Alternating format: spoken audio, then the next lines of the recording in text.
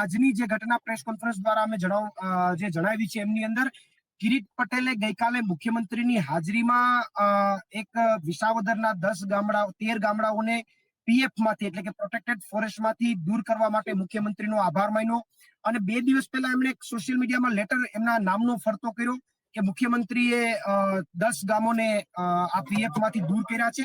એટલે પહેલી વાત તો એ છે કે એમના જે કંઈ પણ સ્પીચ છે એમાં 13 ગામ બોલે છે, જે લેટર ફરતો કર્યો છે એમાં 10 ગામ કહે છે. એટલે પેલા તો એને કેટલા ગામ છે એની સમાનતાની પાસે નથી.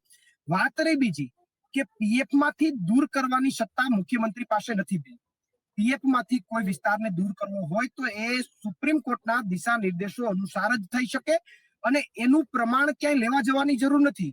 કિરીટ પટેલના નામનો જે લેટર ફરતો થયો છે એ લેટરની છેલ્લી લાઈન, લાસ્ટની લાઈન તમે વાંચીએ તો એમાં કિરીટ પટેલે તો પોતે સ્વીકાર્યું છે કે સુપ્રીમ કોર્ટના હુકમ મળીએ આવી જમીનો પ્રોટેક્ટેડ ફોરેસ્ટ એટલે કે પીએફ ના નિયંત્રણમાંથી દૂર કરી શકાશે. મતલબ કે સુપ્રીમ કોર્ટનો નિર્ણય થાય પછીની વાત છે. તો સુપ્રીમ કોર્ટનો સત્તા છે તો તમે મુખ્યમંત્રીનો આભાર કયા મુદ્દા ઉપર માની રહ્યા છો? માત્ર મત લેવા છે એટલા માટે?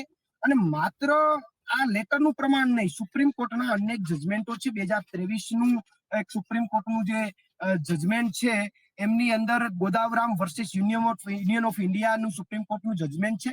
એમાં પણ સીધું એવું બતાવવામાં આવ્યું છે કે આવા કોઈ પણ જાતના ફેરફારો કરવા હોય તો પેલા કેન્દ્રના MOEF વિભાગ દ્વારા જ થઈ શકે અને એ વિભાગ પણ સુપ્રીમ કોર્ટના દિશા નિર્દેશો અનુસાર જ કરી શકે, બાકી આવા ફેરફારો ન થાય.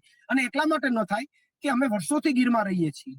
અત્યાર સુધી વન વિભાગે એની જમીન રેવન્યુને આપી દીધી હોય એવો એક પણ દાખલો નથી.